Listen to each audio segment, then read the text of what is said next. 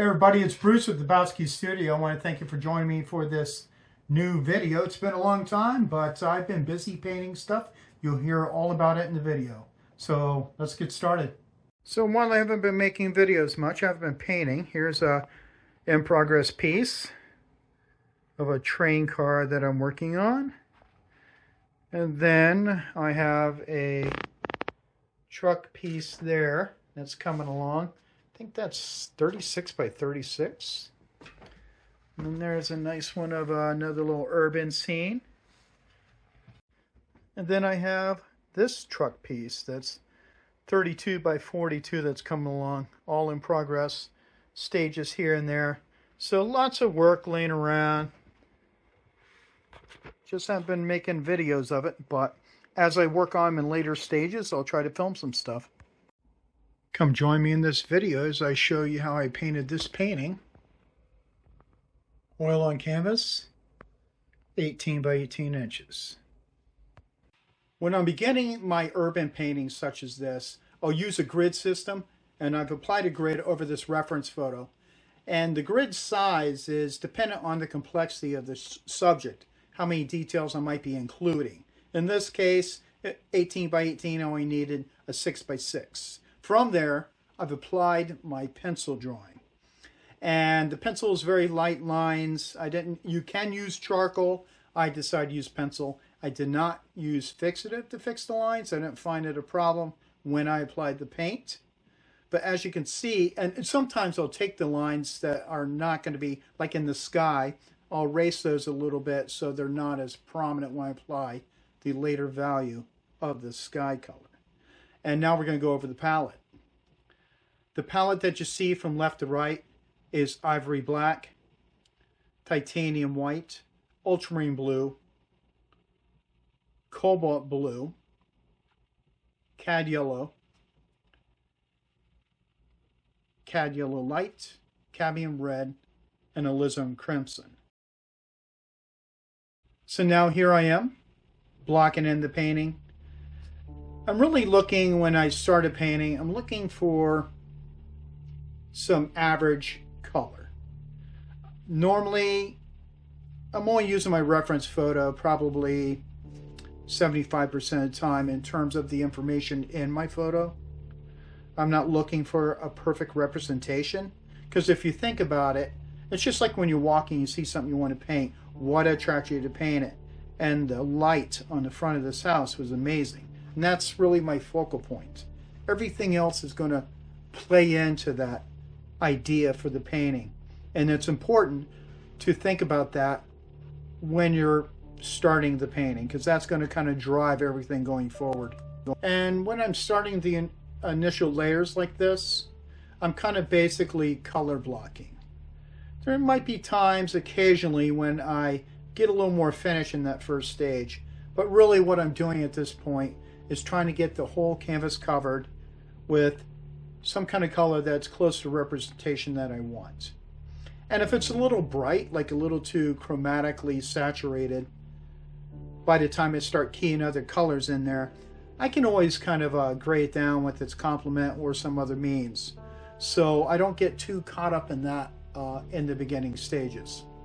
Now, something I will do in subjects such as this is when I don't paint up to the line necessarily. A lot of times I'll try to go a little, just a touch above the line. Not maybe with heavy paint, but enough. So when I come back in with the other color that's going to butt up against it, that'll create a nice kind of little fade, so to speak. It's not going to be abrupt, one color against another. And I find that very useful for when I start working on the future layers.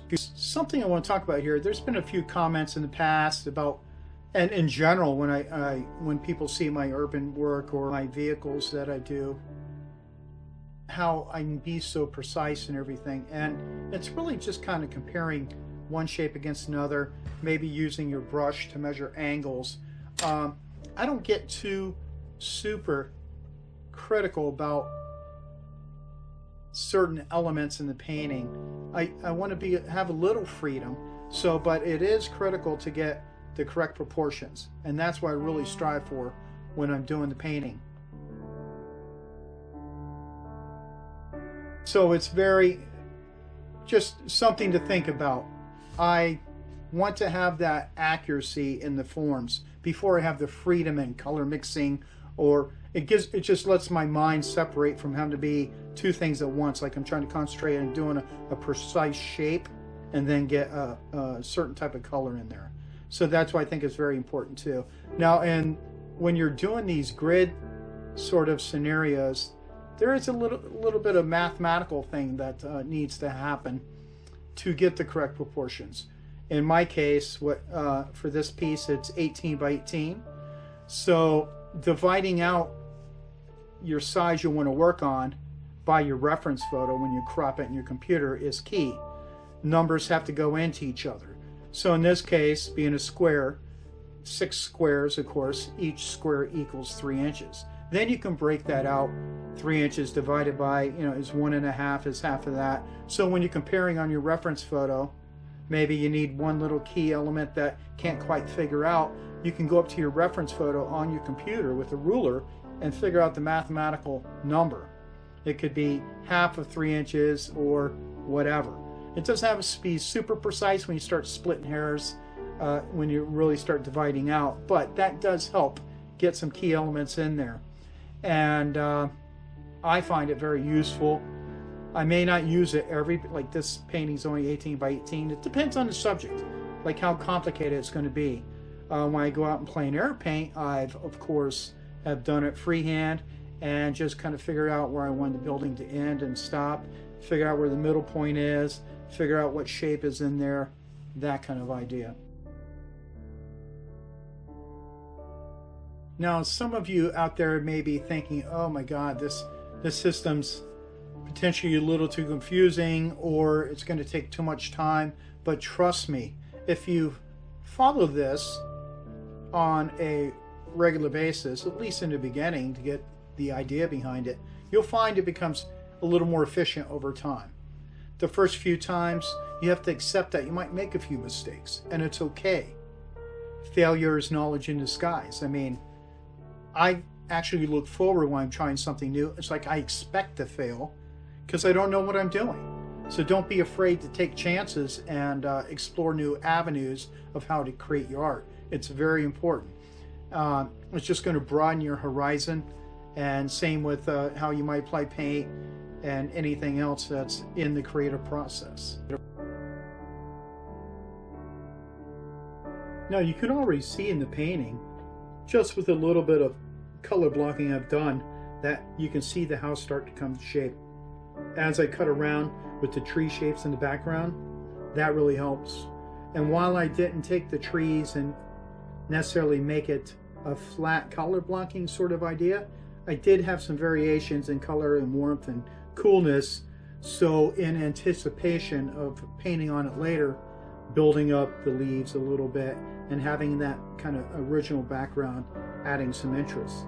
And it's important to, when you're doing something like that in your painting, pay attention to what you're doing. Don't just haphazardly slosh paint around.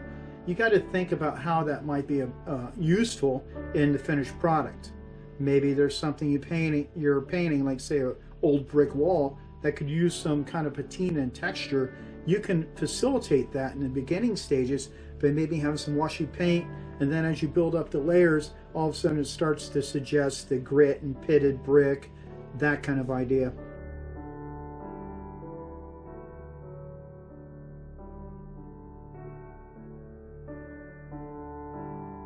So all of this that I'm saying is not meant to, of course, be, this is the way you should do it.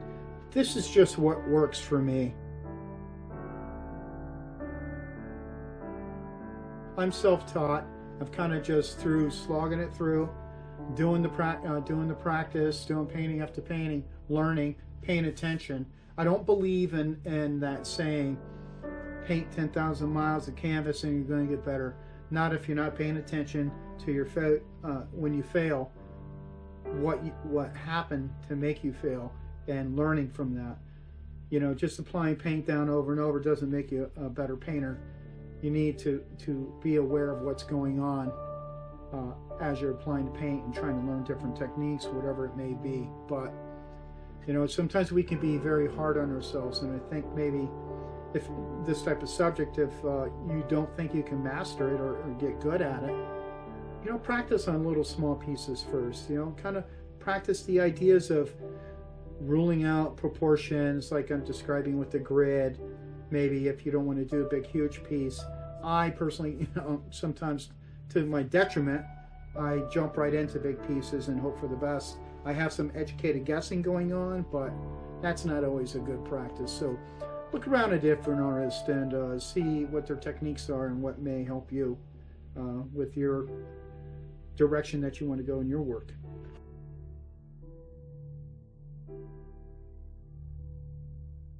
One thing I wanted to mention too, when you're using a reference photograph on, like I was using my laptop, and on some occasions while I was painting, I had to zoom in to look at certain details or whatever, and of course the grid's over it, and there was times when I was mapping out the drawing, I had to zoom in a bit, and if you don't keep that grid scaled back to its original size and don't zoom in, what that does, it disrupts your calculations that you have. Instead of 3 inches, instead of 6 inches equaling 3, it can magnify that and create disproportionate shapes. So you want to be careful of that. It's kind of hard to explain unless you run into it. But basically, if you got to zoom in on your reference photo, fine, but zoom back out. My grid on my laptop, when I zoom all the way out to its original size, it is 1 inch square, so very easy to, that 1 inch of course represents my 6 inches, and I can calculate from there correctly to get my shapes. I just think it's important to, I find it useful for this method to get the proportions correct. I also am working on some larger pieces, so I have not on a regular basis worked in a large format. I'm looking forward to sharing those with you in the future. Right now there's some vehicles and a lot of learning curve because you're learning a language for painting larger. As many of you know that might work plein air and you're usually working on small format, it's easy to make something look fresh and painterly. But those 6 strokes used in a small piece now require like 25. Which ones are you going to use and where are you going to put them? So it can get pretty challenging. So I'm looking forward to that challenge. I just think some images that I have that I want to paint are going to be better expressed on a bigger format to create more of an impact.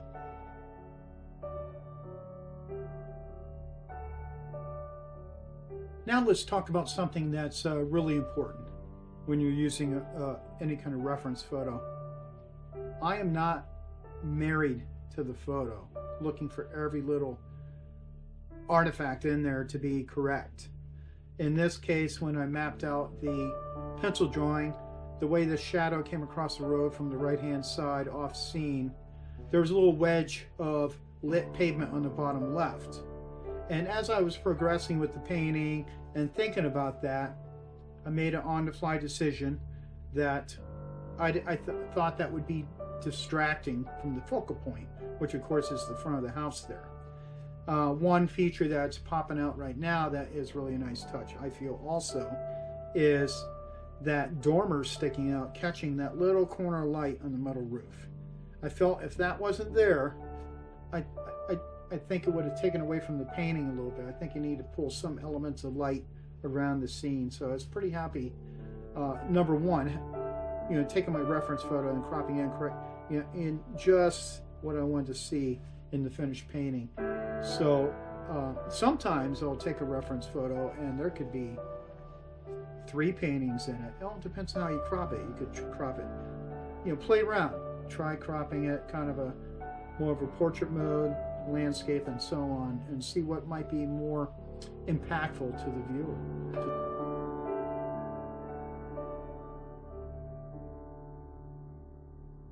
So as we can see in the painting here, still applying my color blocking a little bit, getting a little bit of variation in the color. Still keep my paint fairly thinnish, not too, I never really go super impasto anyway, especially on canvas. I'm kind of aware of the long-term effects if you're not careful too much thick paint on stretched canvas. Canvas being a flexible material and susceptible to humidity changes.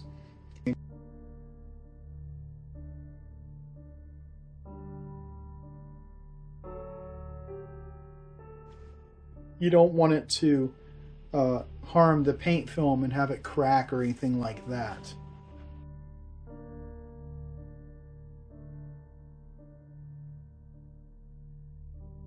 If you're enjoying the video so far, I'd really love to hear about it in the comments. Let me know what you're thinking so far. And if you're new watching my channel for the first time, I invite you to subscribe. Click the bell notification icon. It'll let people know when I post new videos. I think I offer some value that could help people out, especially in the case that I'm self-taught. I kind of just slog through it and learn the hard way how to do some things.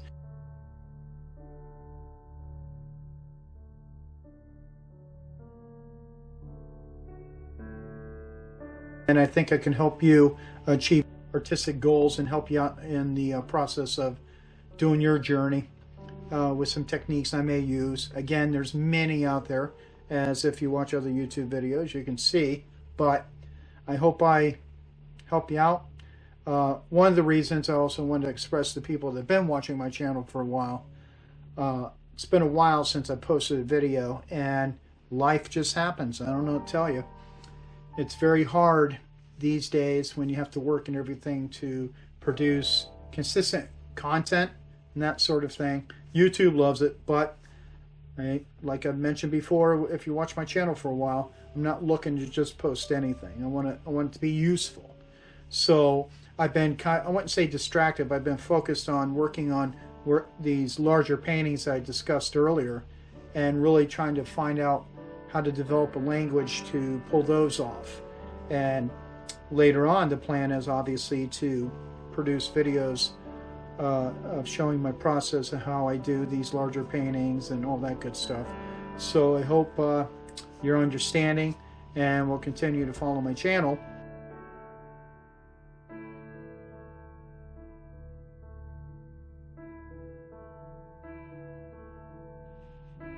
Now back to the painting.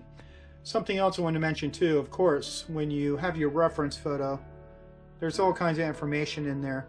And one thing that I've always kind of toyed with and experimented with how much information when I've been painting my urban paintings, houses, and that sort of idea, is the siding on a house. I know it sounds so odd to say, but painting all that siding on a house, it's like there might be obviously cases if the vantage point is very close up to the subject, you have to put in a certain amount of information, even if you want to be loose.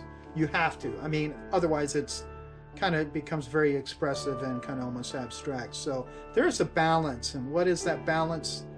It depends. I can't give you a straight answer, but I'm really looking for getting the planes of the forms first, and then see how much more I need to do.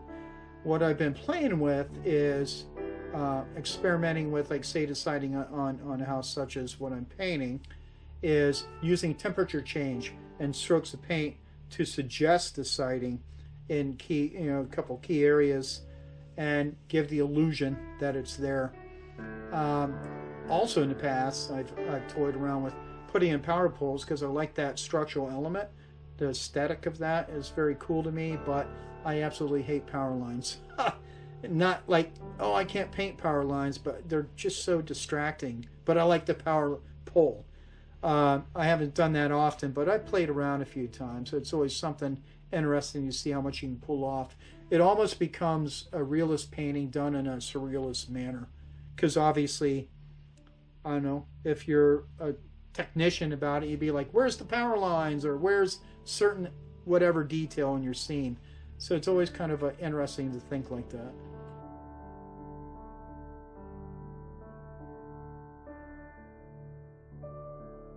Now I wanted to mention in the hedge that you see me kind of working near, one thing that was really fun to do and is really key is when you have that a massive shape like that, breaking it up with a few different tones, like in this case green, and the greens then are a little warmer tone, a little cooler tone, to give the suggestion of form within that big mass. There's also the consideration of, to some extent, of what species of hedge that is. In this case, this is right across from a house where I used to live in Maine, and it's a privet, what they call a privet hedge. And so there's a few little key little flicks of paint I put here and there to suggest that leaf pattern a little bit, and I think that helps add interest to that sort of massive shape.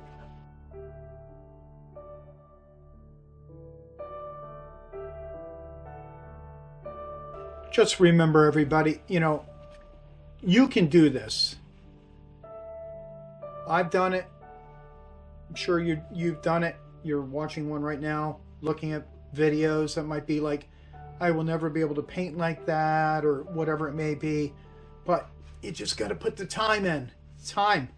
That's all you need, time and practice, and you can do it. You just need to pay attention. Of course, do your research. Like, thank you for watching my video. I watch all kinds of videos too to get ideas on different things. There might be mediums to use that might be best for what I want to do. In this case, I'm using a medium actually of stand oil mixed with Gamsol, and that seems to be working out pretty well. I'm trying to really develop a system of how I go about painting, so the actual painting process will be very efficient and comfortable, and I can concentrate on painting the painting, not like my materials, what I'm going to be using. And just so in case you have any questions about what tools I like, I do love my synthetic brushes. I find that they are really very versatile and rugged, and they hold up to a lot of use. So I'm pretty happy with making that choice. Sometimes I'll use some hog bristles to scrub in a scene real quick, depending on what I'm doing, get a certain technique, but mostly it's synthetic brushes.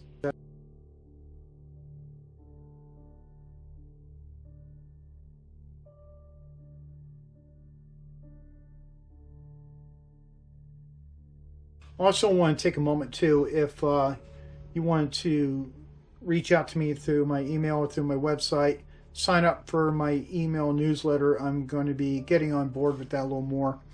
I think it's going to be useful, keep in contact with people that are interested in my work, maybe give some tips. I don't know yet. I'm still formulating that, but feel free to check out my website, link in the description in the YouTube box there on the video, and look at all those links and check them out. And hope that you found this video useful.